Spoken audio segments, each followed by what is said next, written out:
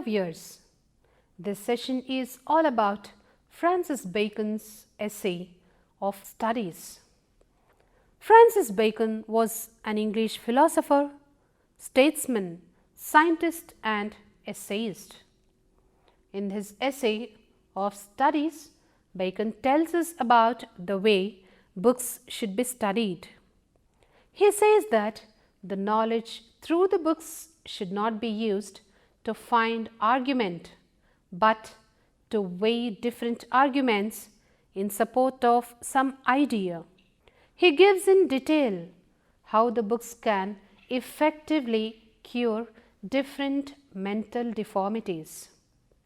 He opines that excessive reading of books makes one sluggish. Most of the words in the essay are archaic in nature, as this essay was written and published in 1625, and even meanings of some of the words have changed in modern times.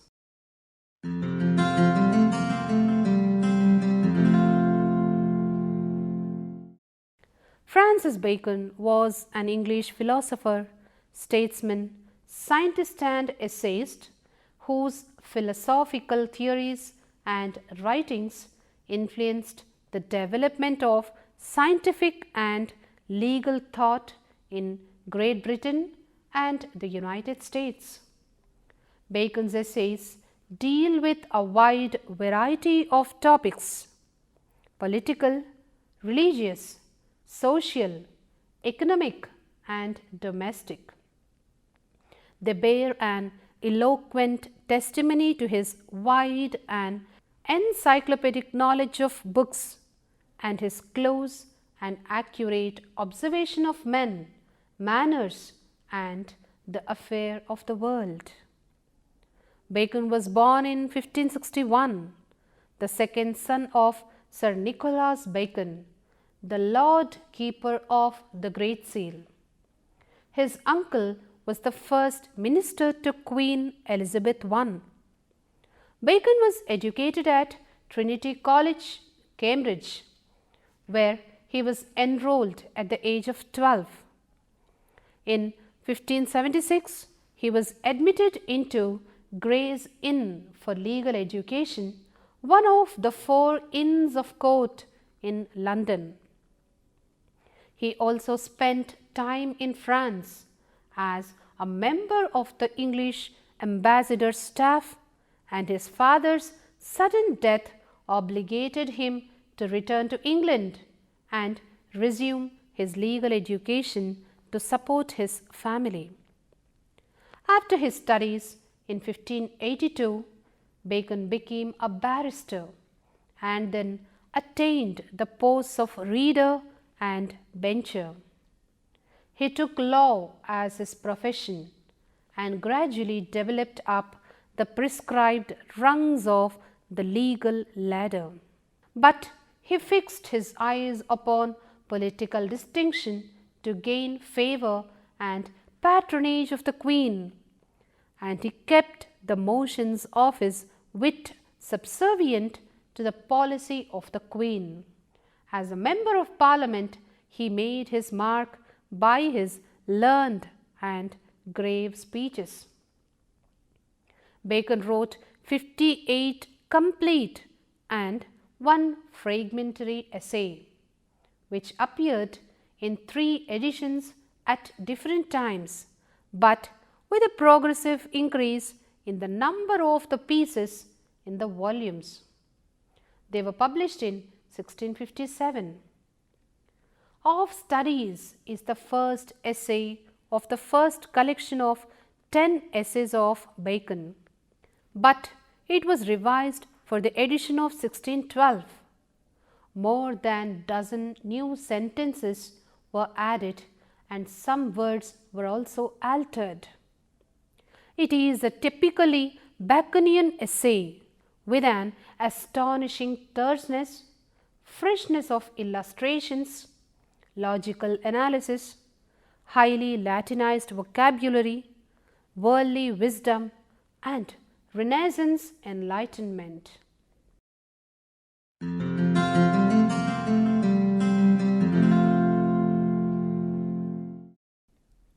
Bacon is clearly perceptible behind his essays, but the configuration of the man in his books has often been blurred and distorted by our unfairness against the man in actual life.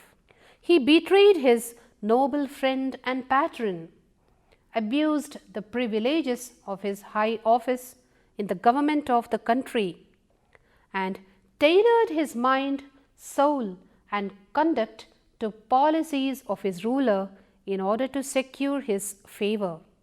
The stigma which attaches to the name of Francis Bacon has, in a large way, been perpetuated by Pope's satirical characterization of him as the wisest, brightest, and the meanest of mankind. It is difficult to defend Bacon against his accusers, but we can say that it is a commonplace that even noblest and purest souls too have taints. If we make an objective assessment of the nature and quality of his wisdom and the stature of his character and personality, the man in the essay should not be confounded with the man in life. Bacon was clearly and deliberately opposed to the life of contemplation and preferred the life of action, and his whole attitude to knowledge was deeply colored by this active practical bias. He emphasized this point to the pragmatical men repeatedly. It has been well said that prosperity best reveals men's vices and adversity of their virtues. In the case of Bacon, however, the vices of adversity were only magnified by his prosperity and power. Above all, he abused his office by accepting bribes and illegal gratifications from clients and suitors, and forced his servants to follow his ignoble example. But hostile forces were active and brought Bacon to trial, where he pleaded guilty to the charges of bribery and corruption and trotted out the plea that he was only guilty of a practice which was almost universal in the country. He compensated his political fall by confining to study and publication after he retired from active life in 1621. It gained him earthly and materialistic losses. The world still admires and respects Bacon, not for his political or legal achievements, but for his works in the domain of literature, science, and the tone of his philosophy.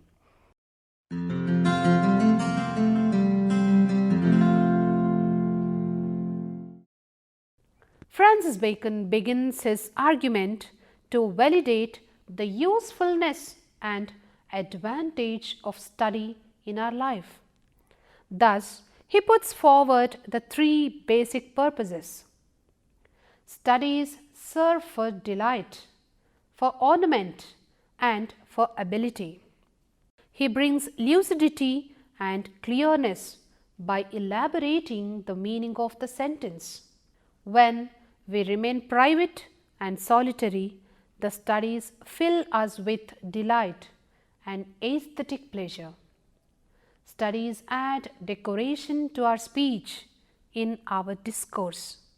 Further, men of study can decide best on the right lines in business and politics. The natural and inherent powers of the mind are developed and perfected by studies. But with the same breath, he warns that the wisdom earned by reading should be checked and corrected by the experience of real life. Then Bacon elaborates how different individuals with different mental abilities and interests in life approach the idea of studying. Crafty men contemn studies. Men cunning by nature disparage studies, while simple men tend to wonder too much at every bit of their information, but wise men alone know the way of using them properly. He offers advice on how study should be applied. But to wait and consider, one should not read a book simply to criticize or contradict its arguments, nor to accept everything passively, but to weigh its contents and separate the sound grains of truth from the heap of falsehood. Furthermore, he says that there are number of books, but all do not deserve equal attention. Some books can be read selectively or partly, and some should be read quickly and hastily. But few only deserve to be read with close care and attention accompanied with thinking and cogitation. Reading maketh a full man, conference a ready man, and writing an exact man. By quoting this, Bacon says that reading develops personality of a person. Conversation makes him quick-witted, and writing makes him a perfect man. Bacon further tells us that our studies pass into our character. Rightly so, the constitution of our moral disposition is the outcome of our learning and experience. Reading fills the mind with ideas and images. Conversation makes it quick and agile, while writing serves to define and systematize its thoughts and ideas.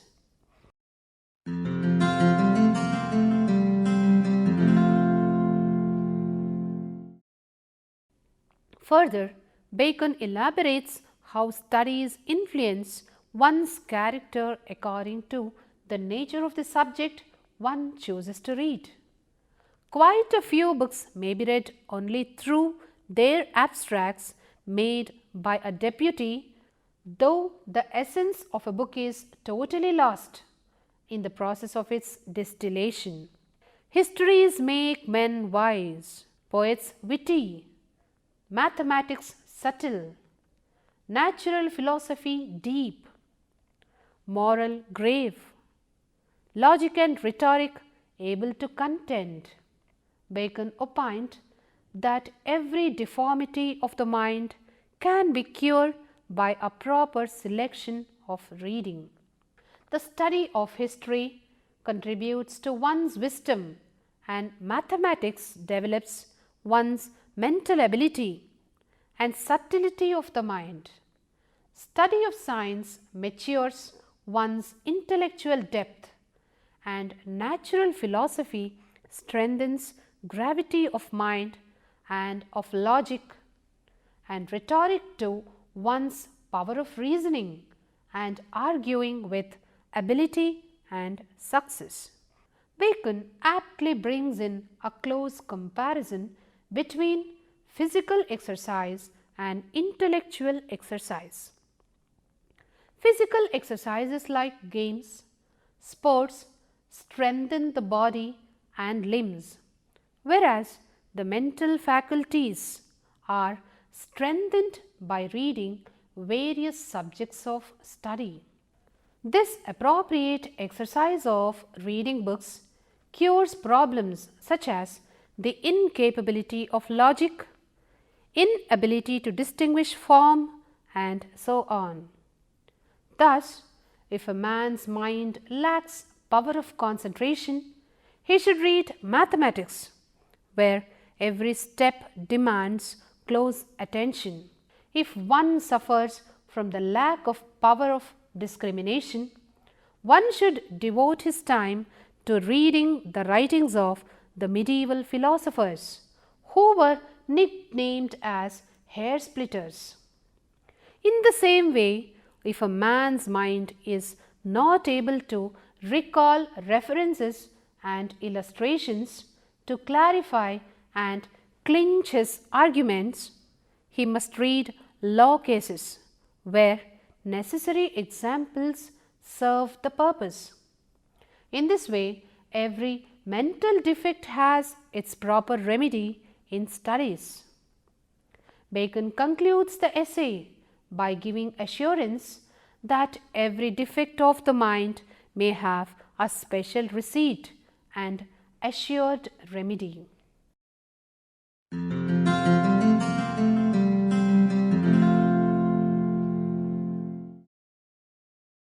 Terseness of expression and epigrammatic brevity are the most obvious characters of Bacon's style. Bacon's essays are carefully and deliberately composed and constructive pieces, and not loose rallies of his mind. The first fundamental principle of composition was the division of theme into parts for the proper treatment and clarification of the subject. A typical essay of Bacon, like his full-length discussions of philosophical themes, follows this plan of definition, division of the arguments under precise heads, followed by the development of each head or division in such a way that the sense of unity or of the whole is never allowed to be obscured by the considerations of parts which are prompted by the desire for clarity and completeness. Bacon uses sentences of various cast and length, which is often determined by the meaning they are intended to objectify, and authors changing tempo, attitude and emotion. Bacon's essays are aphoristic, and aphorisms bound in all his essays. Bacon uses aphorisms purposefully to make the meaning more elaborate and illustrative in short words. He kindles the attention of the reader by starting aphorisms at the beginning. Example: revenge is wild justice. Suspicion among passions is like bat among birds, etc. Personification and similitude often lend force and intensity to aphoristic sentences. Indeed, Bacon's skill in controlling and suddenly changing the tempo in the parallel parts of sentences is very remarkable and will sustain close attention. Bacon's prose style is marked by apt and extensive use of images, similitude, metaphors and analogies, which since the days of Plato and Aristotle had been recognized as devices even more appropriate to prose than to poetry. Bacon uses analogies to clarify or illuminate an argument. The abstract truth is explained by a concrete analogy or an unfamiliar thing with a familiar object. He applies the common everyday life experiences to elaborate an argument. The essay bears the hallmark of Bacon's erudite mind, as manifested in the extensive use of quotations and allusions which are functional, drawn from various sources. They serve to illustrate, elucidate and enforce the argument, not to give a decorative garb to it.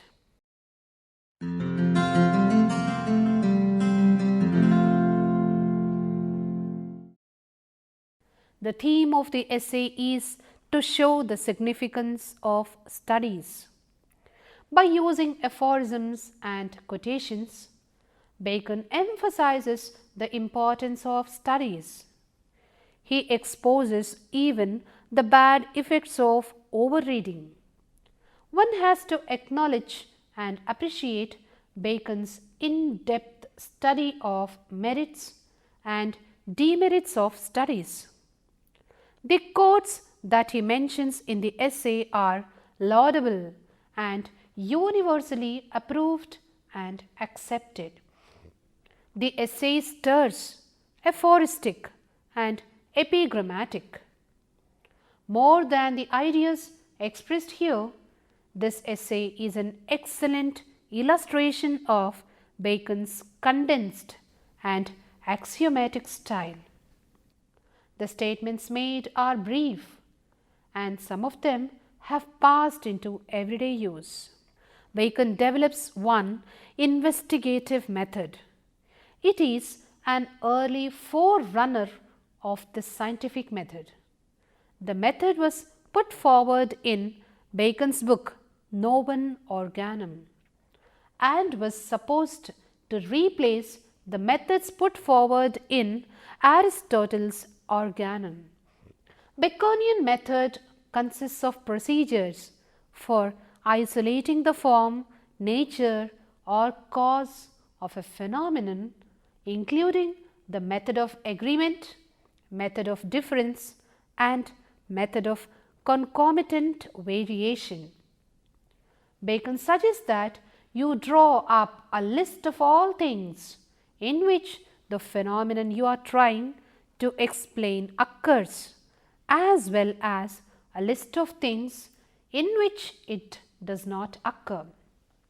Then you rank your list according to the degree in which the phenomenon occurs in each one. Then you should be able to deduce what factors match the occurrence of the phenomenon in one list and those that don't occur in the other list. They also should tell us what factors change in accordance with the way the data had been ranked. From this, Bacon concludes you should be able to deduce by elimination and inductive reasoning what is the cause underlying the phenomenon. I hope you all have enjoyed this session of Bacon's of studies. We have known several aspects of essay, and then we have also seen the various methods of book reading concepts. Thank you, viewers.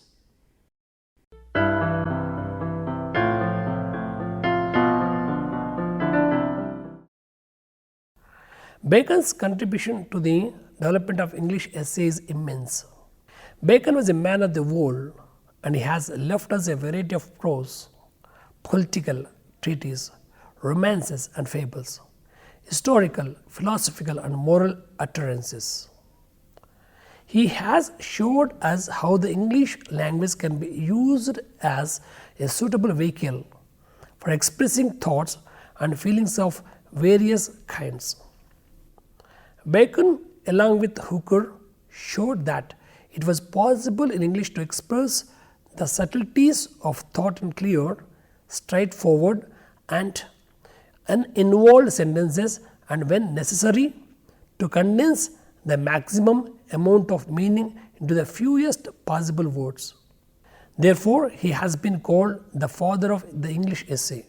It is opined that only Ben Jonson and Emerson can be fairly compared with Francis Bacon. But the notable observation is made by Alexander Pope.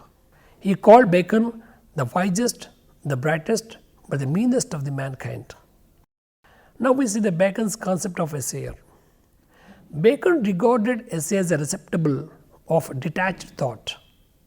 Accordingly, it does not give us a detailed discussion of the subject that he treats in a particular essay, but goes on jotting down his thoughts as they come.